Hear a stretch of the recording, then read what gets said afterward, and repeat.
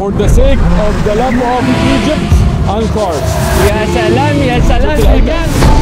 بتلاقي واحد او اتنين او تلاته عندهم عربيات حلوه وتقعد تدعي ان هم يتجمعوا كلهم في يوم واحد.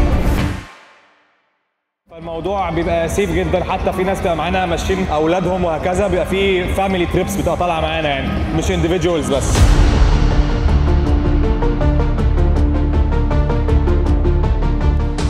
من دلوقتي هنطلع بره، هنظبط اللاين بتاعنا. الليدرز هيبقى احمد الوكيل وكريم هاني.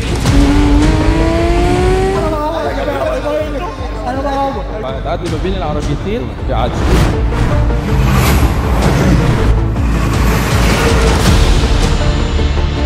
احنا المفروض ان ده يبقى حاجه مظهر جميل لمصر ولينا وللكلاب.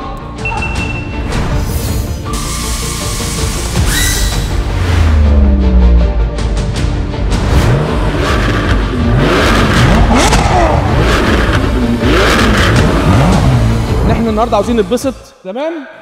يلا توكل على الله.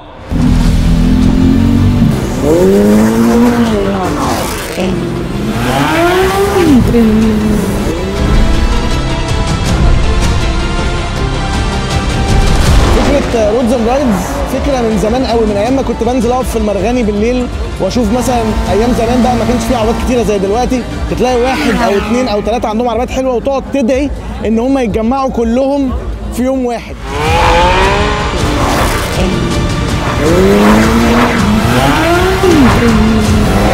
دي تاني سنة للجونة، بس دي المرة دي غير أي مرة يعني. مرة 30 عربية طالعين وكلنا كلها سواقة. السنة اللي فاتت كانت ونشات، مفيش حد طالع ونش، كلنا طالعين سواقة، بس كلنا فريندز مع بعض وفاميلي، بايتين في نفس الأوتيلز مع بعض.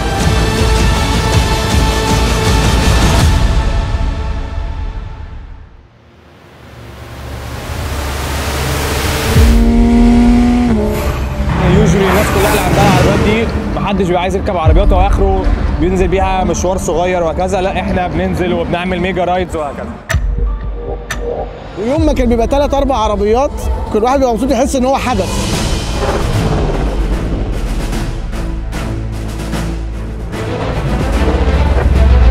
اول كلاب اكزوتيك في مصر يتعمل، والايفنتس اللي بيعملوها كلها بتبقى حاجات متنظمه.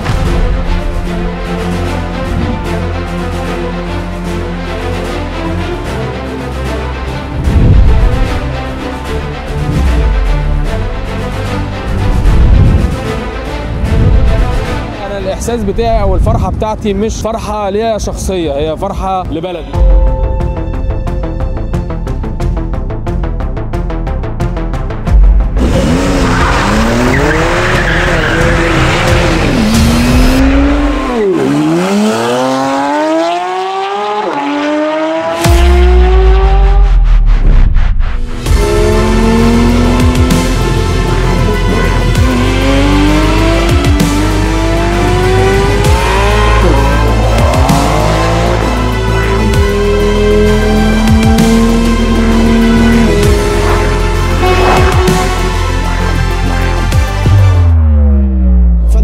هدفنا ما يبقاش فيه خطوره في الطلعات دي، عشان كده الناس ابتدت تثق شويه ان احنا نقدر نعمل ده بشكل امن ولذيذ، وفي نفس الوقت ان الطرق برضو احنا بنطلع وبنجرب وبنشوف هل فعلا الطريق يبقى مناسب للناس ولا لا.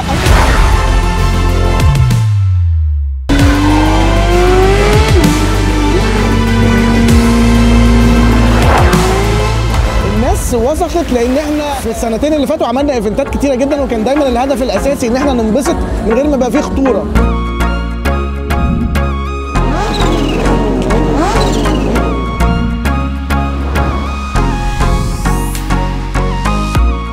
السبب الرئيسي بالنسبه لي ان انا اخش الكلاب بتاع رودز اند رايدز هو ان انا حبي للعربيات ملوش حدود طبعا، والناس كلها بتحب بعض وفي ود ما بيننا.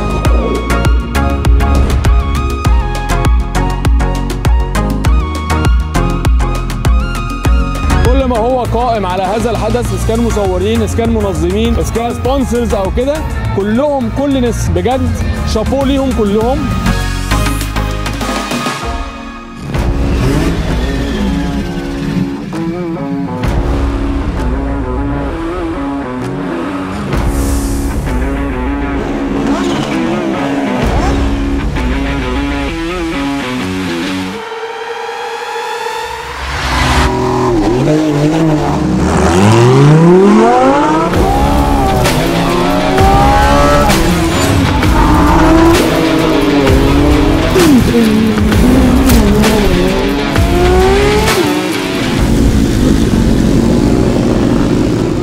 الروح بتاعتنا والتجمع بتاعنا ده لوحده كافي انه يبين ان احنا بجد بنحب البلد دي وكلنا بنحب بعض. احنا بننزل، احنا اصحاب اخوات، بنخاف على بعض.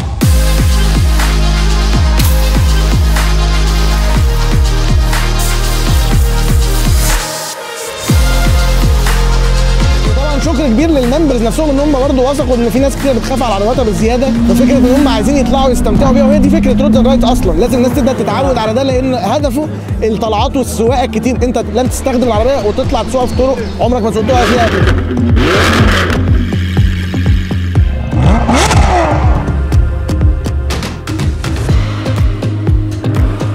For the sake of the love of Egypt and cars.